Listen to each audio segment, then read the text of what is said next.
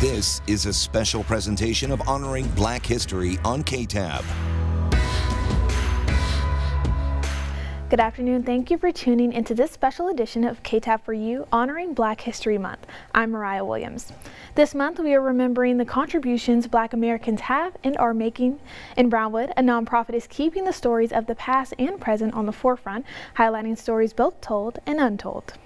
We are magnificent people that have an incredible story to tell. In Brownwood, Black history can be traced to one block in the city. This community is something that we are really involved in and we want to make happen, from the park to Benny Houston Center, as well as R.F. Hardin School. The legacy of historical figures like Cecil Holman, one of the first Black business owner, creating a domino effect in the city, and nonprofit revitalizing our community is shining a light on that. No matter where you are, I want you to feel like home in Brownwood.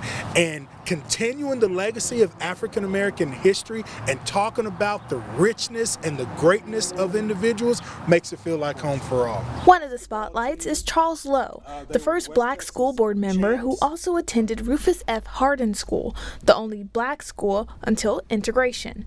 He says being a first comes with a price. You know, it's trying to discourage me, or the hatred mail that I will receive about me running for the school board. Once I got on the school board, and that was one of the things I had to do, was to represent all students.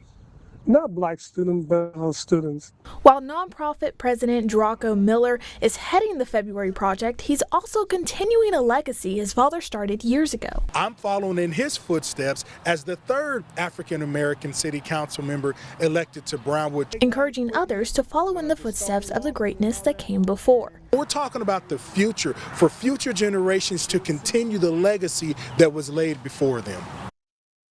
The nonprofit is working to turn the old school building into a community center that would host historic artifacts.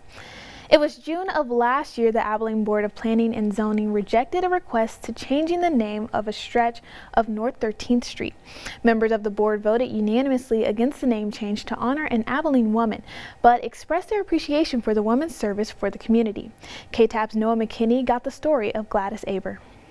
From Winters Freeway to Judge Ely Boulevard, the streets of Abilene, like those in so many other cities, do provide a marker for location, but the names can also reveal what that community holds dear. I feel like she certainly is worthy of honor from everything that I've read about her. Abilene's Board of Planning and Zoning hearing a request on Tuesday to rename North 13th Street from Grape to North Treadway in memory of a woman that devoted her life to improving the area. We always have to speak about Mrs. Gladys Aber. Founding member of the Interested Citizens of Abilene North, Reverend Andrew Penz, recalling a phone conversation with Miss Aber about her concern for the growing danger in her North Abilene neighborhood. Unable to rest at night and had the fear of guns, and she wanted something done. That call sparking an important conversation. We actually began to start meeting, organize, eventually became Interested Citizen Abilene North, to start addressing what was taking place. Miss Aber would continue to serve on committees and task forces well into her elder years, prompting a desire to honor her dedication 10 years after her passing. I see a lot of support in this room for her, and I believe it's well deserved. Even so, the proposal failed, with neighborhood residents unanimously opposed to the permanent name change. But why?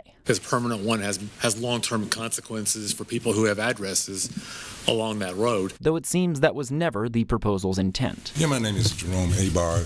Gladys Aber is my mom. I would like an honorary name. I don't want to change the whole street. Gladys's son, Jerome, clarifying that an honorary change would be more than sufficient, to which the board obliged. I don't want to make the motion to deny on this one, but I'm going to go ahead and make it. Okay.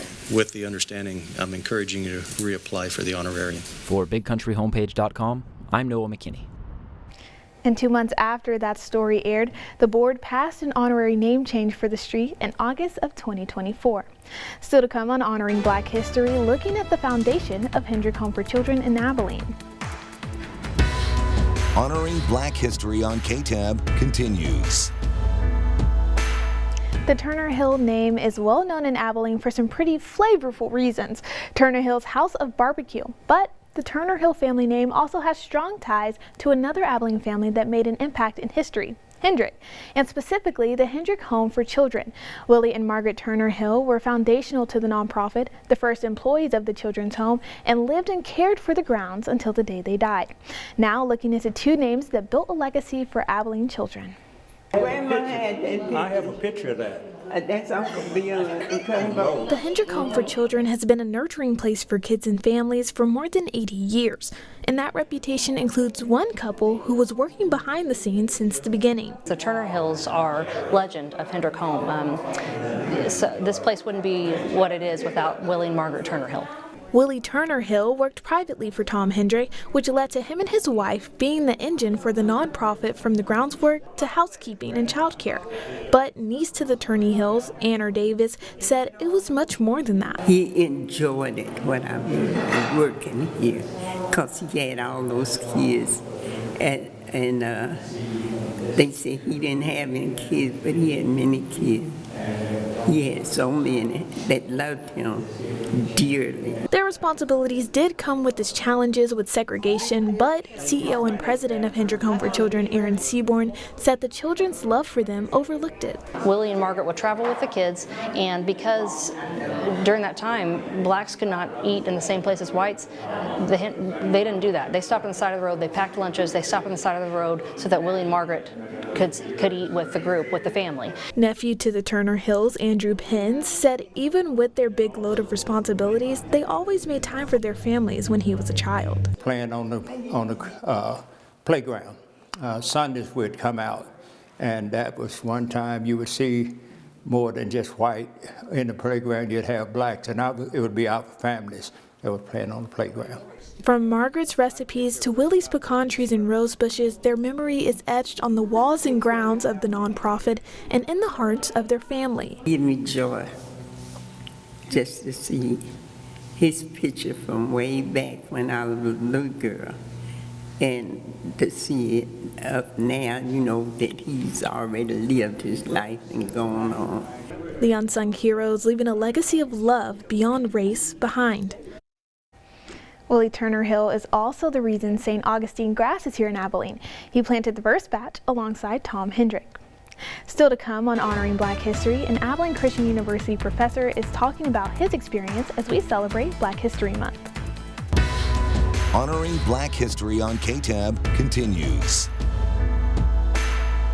An Abilene author spoke this month for a crowd at the Episcopal Church of the Heavenly Rest on South 7th Street. ACU professor and poet Dr. Stephen Moore is sharing readings from his upcoming poetry book, The Horizon Never Forgets, a collection of his own experiences living as an African American man and the continued conversation around racial reconciliation.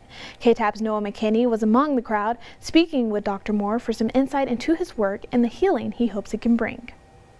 Each table at the Episcopal Church of the Heavenly Rest adds to the chatter of conversation as books are signed and friends are made. Attendees of this late-night reading soon to go home and contemplate the stories they've just heard. Stories about family. Warmth spreads through me as I realize it's my mother humming downstairs. Childhood. They shoved. I fell. Hard. One black man's lived experience in America. I dragged chains at work.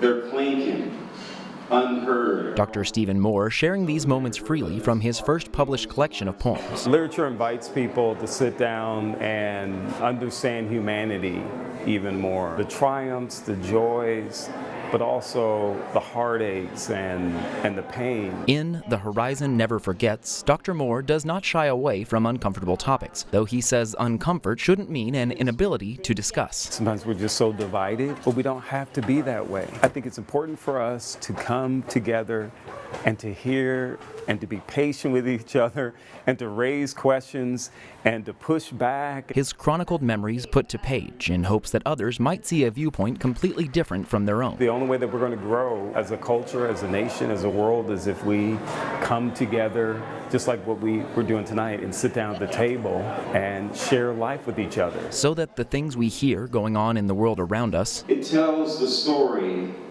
of a young black man, Jalen Walker. I see his bright smile, his black wavy hair, his brown eyes.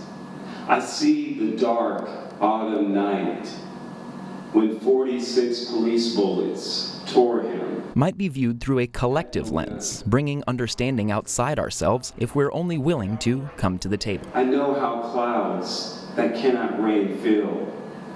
I know how they feel on days like this. For BigCountryHomepage.com, I'm Noah McKinney. Thank you, Noah. Dr. Moore has also been published in other works, but The Horizon Never Forgets is his first collection made up entirely of his own writings. It will be available at the 7-in-1 bookstore here in Abilene beginning Sunday, March 23rd. Black history is on display this month at the Grace Museum downtown, showcasing stories of resilience, leadership, and progress. The Black History Month exhibit explores segregation, the fight for equality, and the push for success within the community. Each month, new exhibitions highlight diverse cultural histories, weaving Abilene stories into the broader fabric of American history. The exhibit is open at the Grace Museum until the 28th. Still to come on Honoring Black History, what's it like to spar with Muhammad Ali? Abilene's Verley Price knows, and he will let you know next. Honoring Black History on KTAB continues. It's a story that hits close to home. Abilene's Verley Price was an up-and-coming boxer nearly 50 years ago when he made a life-changing trip, traveling from Abilene to Baltimore in hopes of meeting the greatest fighter of all time, the great Muhammad Ali. And that chance encounter leading to a sparring session with the world champ, giving Price a front-row seat to the training and mindset of the legendary boxer. KTAB's Carlos Rosado sat down with Price now, nearly 50 years later, as Price reflected on his time in the ring with one of boxing's most iconic figures. A fighter isn't defined by boxing gloves or a ring. They're molded and shaped through life experiences. Well, I worked on a farm ever since I was a kid, probably 6, 7-year-old kid. I worked on a rice farm and clearing the land. So that's kind of life I had. I worked on it. Verley Price has called Abilene home for nearly 45 years. It's where his love of boxing formed at a young age. Yeah, pretty much. I mean, I used to go to the boys' club, and they had boxing equipment down there. Uses the ring, make listen, look slow. And I watched Muhammad Ali, so that kind of inspired me to box.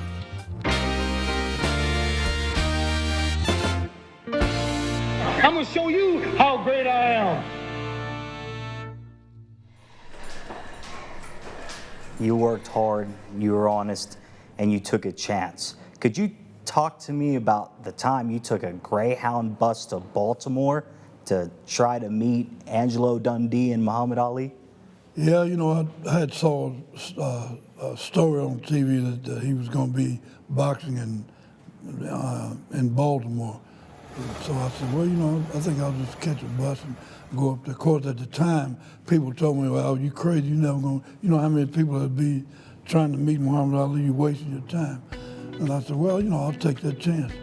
I remember the first time I met him, and stuff, and he said I looked like Joe Frazier. Of course, he was just kidding.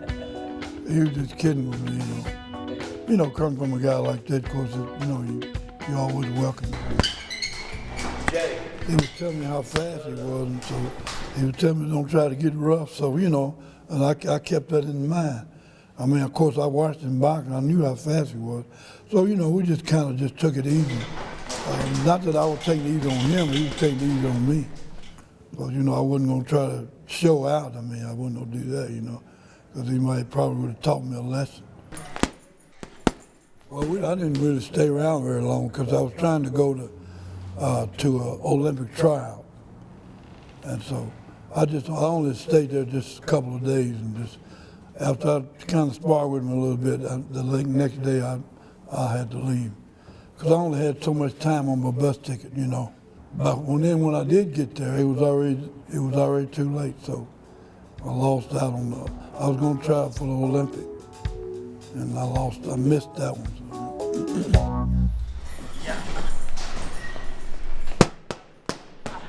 Although he missed out on the Olympic trials, sparring with the greatest was worth it. But it's the knowledge from every moment in his career that's helped spread wisdom to boxers in Abilene. I feel like if I can help a kid in the ring and he goes straight and he don't get in trouble. He don't go, so I feel like I've done something. That's how I look at life. I've had kids come up to me, man, I'm glad you was the way you were. You helped me to keep me out of trouble back when I was a kid. So, that's a payment to me. That's the best payment. Me and them was talking about that earlier. That's the best payment. If you could do something to keep a kid from getting in big trouble or losing his life, you can't ask for a greater payment. And this place in West Texas couldn't ask for a better fighter, the one and only Verley Price.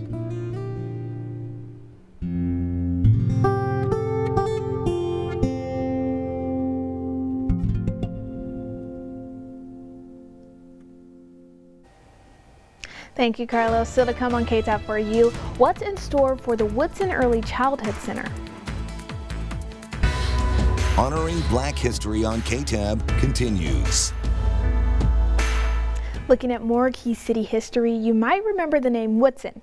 The Woodson Early Childhood Center is sitting vacant the past few decades. In December of 2024, at a school board meeting, Abilene ISD voted to donate the historic Woodson Early Childhood Center to the interested citizens of Abilene North, or ICANN. I spoke with committee members about what they have in store for the building. I move to authorize the superintendent to negotiate with ICANN for the purposes of donating the AISD-owned property known as Woodson Elementary. It's been a 6-month journey for the fate of the Woodson Early Childhood Center. When news broke that the Abilene Independent School District was thinking of selling the historic building, Abilene residents and alumni quickly came together to ensure the history would not become lost. Now the Abilene School Board giving them the building, opening doors of possibility for the community. That was a historical moment also, and I left really joyed myself, several others who were products of that school, and we can now claim ownership. Andrew Pins with Interested Citizens of Abilene North, or ICANN, says the donation was the easy part. Now the real work is underway with finalizing plans and fundraising for the multi-million-dollar project to turn it into a community center. It's secured, ready for the work that needs to be done and the safety of the building. That's going to be a process. And then the legal aspects of it in the beginning. But for Woodson alumni James Moore, it's a continuation of legacy for the Black community. It was a learning experience because the teachers and the administrators gave us the ability to dream big, that we could be anything and do anything that we need to do. It was a source of strength in the Black community. Moore says he hopes the building becomes the safe space it once was. Let it be the vocal point of people in surrounding areas, the Black community, to say, okay, we can come here and this is something that we can share in, that we could utilize, that we don't have to go to outsource. The building continuing to stand and be the beacon of hope for decades to come. While there is no set schedule yet on the plans of the building, Penn says he hopes they can get started with making plans this year. Thanks for tuning in to KTAB for you, honoring Black history. You can find all of these stories and more on our website, bigcountryhomepage.com. Come back in half an hour for KTAB News at 5. But before we go, Abilene Christian University kicked off the month with a powerful celebration of Black history filled with uplifting music and praise. This year's theme is collective work and responsibility, emphasizing the unity that Christ exemplified to humanity. We leave you with the beautiful sounds of the ACU Gospel Choir. Good night. There is the sunshine.